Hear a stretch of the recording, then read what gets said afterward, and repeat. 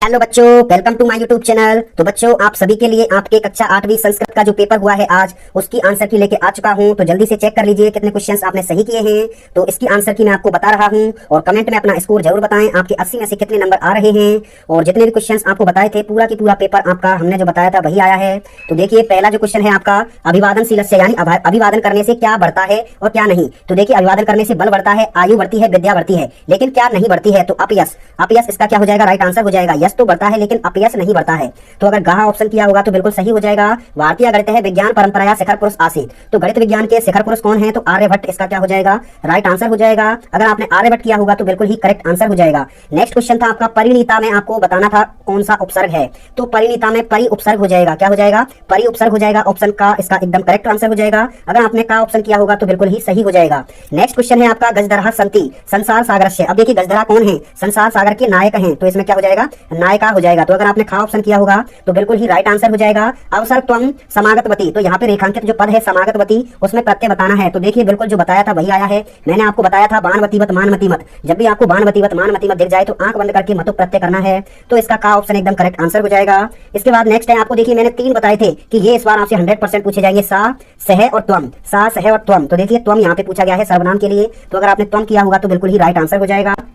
इसके बाद देखिए, काकोलुकियम। काकोलुकियम जो क्या है, वो एक किसका भाग है? तो ये पंचतंत्र का एक भाग है। तो इसमें घा ऑप्शन अगर आपने किया होगा तो इसका एकदम करेक्ट आंसर हो जाएगा। इसके बाद नेक्स्ट था आपका, साग फलानाम वर्णय। साग फलानाम वर्णय सह प्लास्टिक स्तूपम अपि खादति। तो अस्मिन् वाक्य अव्यय पद बताना है। तो अव्यय पद क्या होते हैं? जो लिंग वचन के आधार पर बदल जाते हैं। तो साग का साकस्य भी हो सकता है, तो कुछ भी हो सकता है, साकम भी हो सकता है, लेकिन ये इसका राइट आंसर नहीं होगा। प्लास्टिक भी नहीं होगा। तो इसमें क्या हो जाएगा? सह हो जाएगा। तो सह क्या है? इसमें अव्यय पद है। तो सह क्या है? इसमें अव्यय पद है। इसके बाद नेक्स्ट है संधि विच्छेद करना था। तो मैंने आपको बताया था कि गुण संधि से आपको 100% पूछा जाएगा। तो इसमें क्या हो जाएगा? विनियोपेता। इसमें गुण संधि हो जाएगी विनियोपेता। अगर आपने किया था तो बिल्कुल राइट आंसर हो जाएगा। और एक दीर्घ संधि, तो विद्या प्लस आलय सेम टू सेम ऐसे ही बनेगा। गत प्लस अहम इसका राइट आंसर हो जाएगा। अगर आपने गत प्लस अहम किया है तो बिल्कुल ही राइट आंसर हो जाएगा। नेक्स्ट देखिए, मिलान चिन्ह आपको बताने थे। तो वस्त्रपूतम यानी वस्त्र से छना हुआ जल, और महती यानी बहुत बड़ी गुफा। और इसके बाद नेक्स्ट है प्रगतस्य। मैंने बताया था अस्य लिख रहा है तो अस्य को अस्य से मिला दो। अगर समझ में नहीं आ रहा है तो अस्य को अस्य से मिला दो, बिंदी को मिला दो, हलंत से हलंत को मिला दो।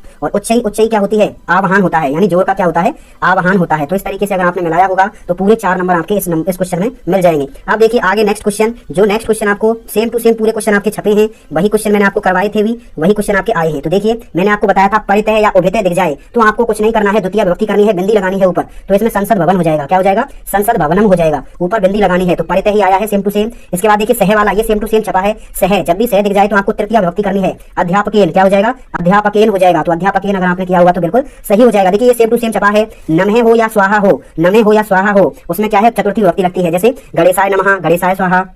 तो इसमें क्या हो जाएगा? वरुणाय स्वाहा। तो इसमें चतुर्थी विभक्ति अगर आपने इस तरीके से लिखा होगा, वरुणाय, जैसे गणेशाय होता है, जैसे देवाय होता है, ऐसे ही वरुणाय स्वाहा होता है। अलम में तृतीय विभक्ति लगती है। तो अलम, इसमें क्या हो जाएगा? वार्तालापेन। तो वार्तालापेन इसका क्या हो जाएगा? राइट आंसर हो जाएगा। तो इस तरीके से अगर आपने किया होगा तो बिल्कुल ही राइट आंसर हो जाएगा। अगला क्वेश्चन देखते हैं, पर्यावरण सुरक्षा। तो पर्यावरण सुरक्षा में मैंने आपको बताया था कि पहले जो आए उसको पहले में लिख दो और दूसरे जो आए उसको दूसरे में लिख दो। लेकिन इसमें क्या है? घुमा कर दिया है, जो पहले में आएगा वो दूसरे में लिखना है। ठीक है, तो पर्यावरण तो इसमें क्या हो जाएगा? विशेष्य हो जाएगा। और सुरक्षा क्या हो जाएगा? इसकी विशेषता हो जाएगी। सुरक्षा, तो सुरक्षा आया। इस तरीके से आपने लिखा होगा तो बिल्कुल पूरे नंबर मिलेंगे। नेक्स्ट जो आपका पार्ट है वो जल्दी ही आपके इस चैनल पर मिलने वाला है।